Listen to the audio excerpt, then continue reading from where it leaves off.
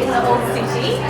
And this is what knafe is. Knafe is a layer of sheep's cheese that's been fried with semolina on top of it and saffron, then doused in rose water and sprinkled with pistachios. So it's kind of salty and sweet together between the sheep's cheese and the rose water, which makes it sweet. And it's the most delicious dessert that we to eat in the Middle East. So let's get some and try it. Professional. Professional?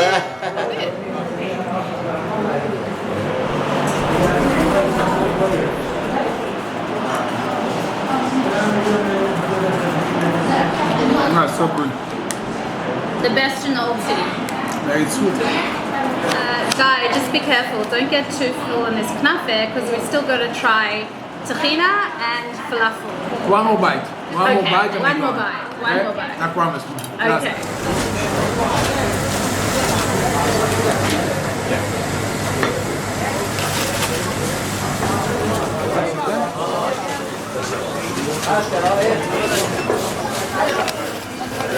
תודה.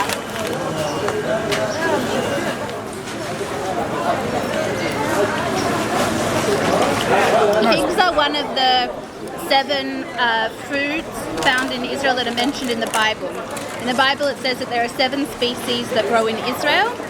Figs, olives, dates, wheat, barley, pomegranate, and which one have I missed out? Don't ask me, I lost you in the second one. Figs, olives, grapes, pomegranates, olives. I said olives? Yeah, you say olives. Wheat, barley. The last one will come to me.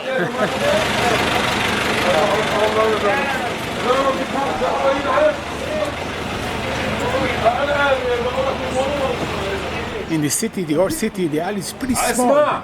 You don't have a lot of space, so this is the truck that actually pick up the garbage. And this is how they move between that small, pretty small alleys and pick up all the garbage and the trash.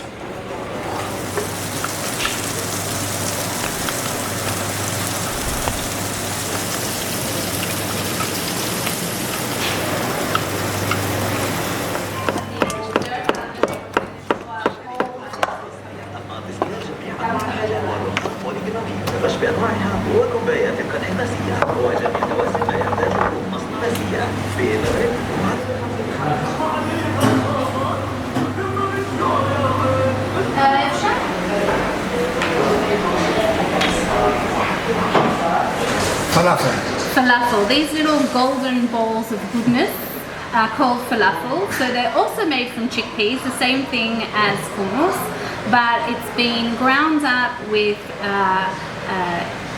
parsley and garlic and all sorts of spices and then deep fried.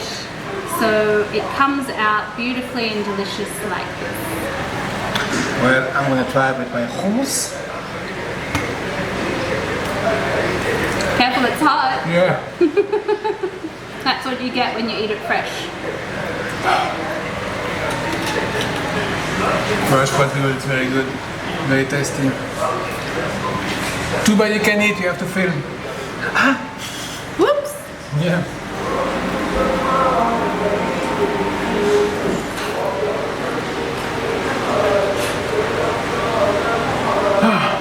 This is literally the best falafel in the whole city. I need some water. Yeah. Everything we eat today is fresh.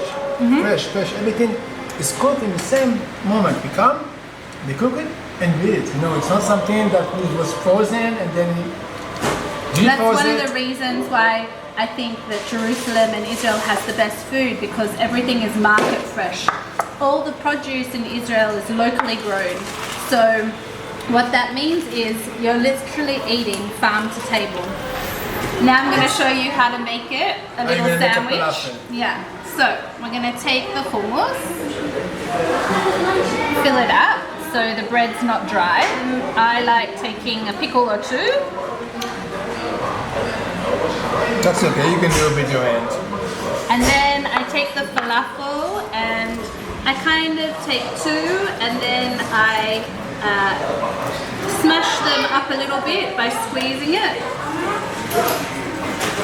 and then a little bit of tomato and cucumber, and then you have the quintessential falafel sandwich that will keep you going for the rest of the day. What about onion? Some onion? I can't handle the onion and the hot pepper. That is very, very hot. No, no. I can do it like that. Are you serious? Oh my gosh. No, have it with the hummus. Okay, you ready?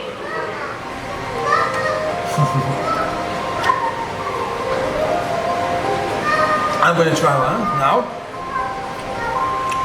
Heaven. Okay. Let's see. Some hummus. I'm going to take 3, if you don't mind. And also some tahini. And here we've got What's that? lemon and garlic and tahina for extra taste. The lemon and garlic I don't mind. Yeah. Thank you. Gives it a bit of a kick. And a bit of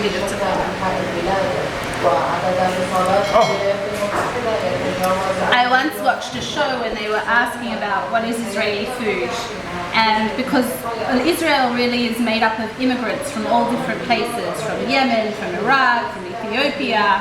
Me, I originally come from Australia, and so somebody, a chef, once described that the juice at the bottom of the falafel, which has all the mixed flavors of everything together, that is what is Israeli food. I agree.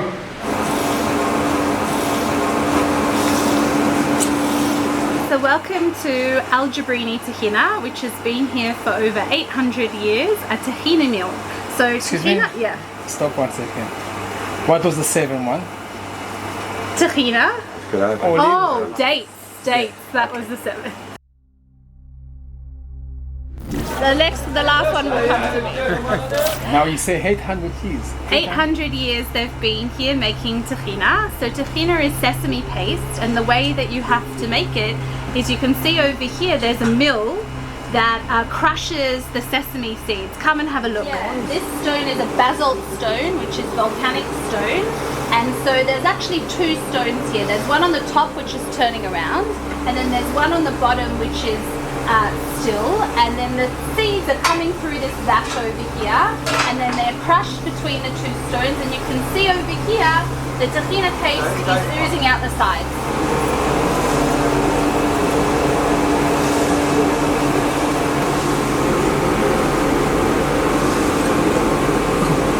Okay, so let's taste the nuttiness of the sesame paste.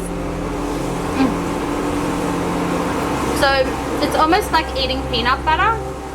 The thing that's really amazing about this is that, besides getting all stuck in your teeth, it's really high in calcium. So those people who are lacking calcium, you don't have to eat cheese, you can also eat tahina. Over here he's making the roasted tahina.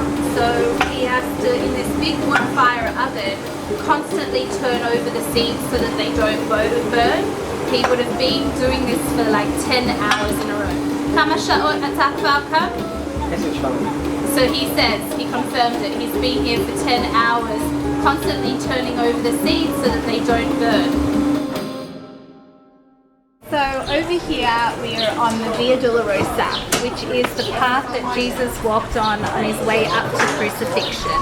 Dolorosa means the path of sorrow, and it's also known as the 14 stations of the cross. And that was developed by the Franciscans during the Crusader period around the 14th century in order to commemorate all the places that Jesus stopped along the way, because it was their job to show the pilgrims all the holy places in Jerusalem. It developed following the tradition that Mary, Jesus' mother, stopped at all of these places in order to commemorate his life. So this is station number 5, where Simon the Cyrene helped Jesus bear the cross. And according to tradition, Jesus leant up against the wall in the corner and put his hand there. So there's a tradition to come over here to the corner and put your hand on the spot where Jesus put his hand. May I? Of course, go for it.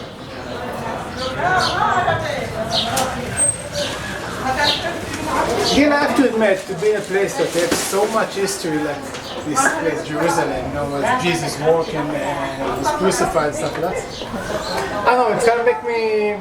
Jerusalem is where all three religions come together. It's holy for all three religions because all three religions, it's interesting, have this connection between heaven and earth going on over here. This is where Abraham came to sacrifice Isaac and God spoke to him from heaven. This is where Jesus goes up to heaven and was resurrected, and also where Muhammad goes up to heaven in order to receive prayer.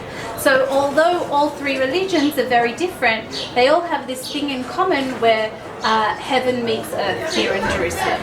Okay, but where is the part that is only for the Jewish? You saw the part that was only for the So Jewish? the Temple Mount is for Jews and Muslims. We will be there also? We'll take you to have a view of it. Okay. Of course.